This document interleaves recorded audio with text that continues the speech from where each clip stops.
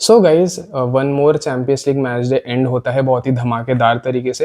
And हमारे पास जो table की स्टैंडिंग्स निकल करके आई है ना, that is something really interesting to look out for. Because literally ऐसी सिचुएशन बन गई है कि कोई भी टीम अगले राउंड के लिए या तो क्वालिफाई भी कर सकती है या फिर एलिमिनेट भी हो सकती है। सो कौन से मैच की क्या क्या कहानियां हैं एक एक करके डिस्कस करते हैं।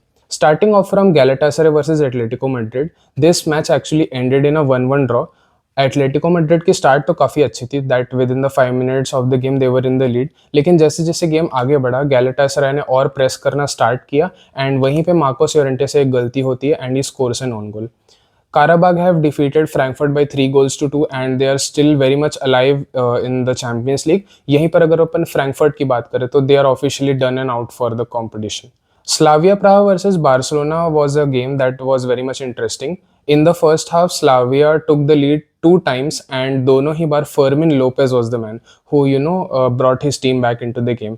And इससे एक चीज़ तो definitely पता चलती है कि कितना ज़्यादा impactful है वो for Barcelona. Barca eventually went on to score 2 more goals with the help of Dani Olmo and Lewandowski. But इसमें एक चीज़ नोट करने वाली ये है कि they are still very much struggling to defend the set pieces like crosses, corners etcetera. But ये जो हांसी फ्लिक की टीम की जो फिलॉसफी रही है, विच इज़ कि अगर ओपोनेंट 2 गोल मारेगा तो हम 4 मारेंगे एंड मैच जीत करके ले जाएंगे। सेम चीज़ यहाँ पर भी हुई। They eventually one with a scoreline of 4-2। Although एक चीज़ जो कि थोड़ी उतनी अच्छी नहीं गई फॉर बारसा इज़ दैट कि Pedri got injured in this game and expressions देख करके तो यही लग रहा था that he will be out for most probably 1 or 2 months। So let's see Barça के लिए कैसे चीज़ें वर्कआउट होती है। If you talk about Liverpool versus Marseille, Liverpool ने तो एब्सोल्युटली डोमिनेट किया मार्सेल को even though it was an away game. सारे के सारे प्लेयर्स जो थे लिवरपूल के were very much efficient. Szoboszlai, Frimpong, Gakpo, they were very much clinical.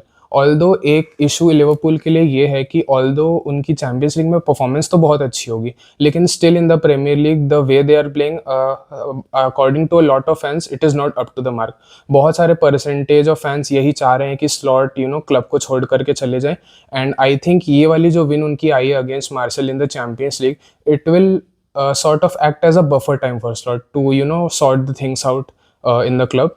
Now, if we talk about Newcastle versus PSV, we all know कि Newcastle को उनके home ground that is Saint James's Park में हराना कितना ज़्यादा मुश्किल होता है।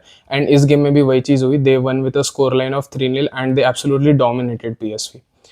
Then if we talk about the match of Atalanta versus Athletic Club, ये मैच मुझे थोड़ा सा सरप्राइजिंग इस वजह से लगा बिकॉज वी ऑल नो कि how good of a team Atalanta is in the Champions League especially. But उन्होंने ना ये काफ़ी ज़्यादा इंपॉर्टेंट गेम एंड जो इंपॉर्टेंट 3 पॉइंट्स थे उसको एथलेटिक क्लब के अगेंस्ट गवा दिया and they lost with a scoreline of 2 goals to 3।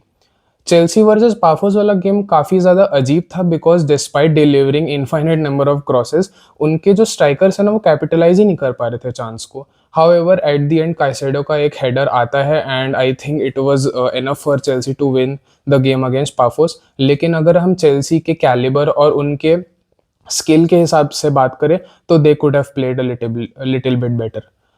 यहीं पे अगर अपन बायर्न म्यूनिक एंड यूवेंटस की गेम की बात करें तो both of the teams one with a scoreline of 2-0। Although यहाँ पर हैरी केन की हैट्रिक हो सकती थी but he missed a penalty, so the score line in the end was 2-0 only.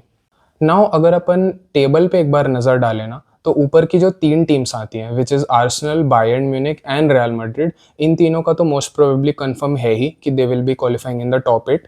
And एक बार के लिए हम लोग लिवरपूल को भी इस कैटेगरी के अंदर रख सकते हैं but not for Tottenham because Spurs being Spurs उनका कोई भरोसा नहीं है, गेम जीत भी सकते हैं हार भी सकते हैं। So for them we will have to actually wait and watch. Now the main issue is 6th से लेकर के 13th वाली जो टीम है उन सारे के सारे टीम के पॉइंट जो हैं वो सेम है, दैट इज़ 13। एंड नाउ इस चीज़ को प्रिडिक्ट करना या फिर पता लगाना कि कौन सी टीम टॉप 8 के अंदर रहने वाली है कौन सी बाहर, that becomes really really difficult.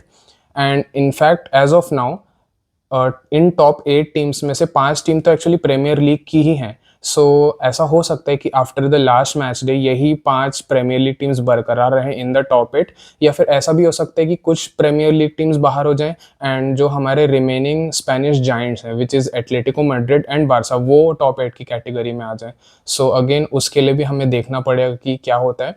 एक चीज़ जो कि नोट करने वाली ये है कि न्यूकासल वर्सेस पीएसजी जो आखिरी मैच इन दोनों का आपस में होने वाला है, इसके रिज़ल्ट से there is only one possibility कि या तो न्यूकासल या तो पीएसजी रहेगी टॉप 8 के कैटेगरी में, दोनों का होना पॉसिबल नहीं है। एक सिचुएशन इसके अंदर एडिशनल ये बन सकती है कि अगर वो गेम ड्रॉ हो जाता है जस्ट इन केस एंड उनके नीचे वाली जो टीम्स है वो अपने रिस्पेक्टिव मैचेस अगर जीत जाते हैं, तो उस केस में Newcastle and PSG both will be out of the top 8। I think मेरे ओपिनियन में ये जो मैच है न्यूकासल वर्सेस पीएसजी का, that will be a highlight to look out for. And what are your thoughts? Let me know in the comments. So let's see what happens. काफ़ी ज़्यादा amazing match day होने वाले आखिरी दिन में। इतने सारे मैचेस साइमल्टेनियसली चल रहे होंगे कि आई थिंक मल्टीपल स्क्रीन्स लेकर के हमें देखना पड़ेगा।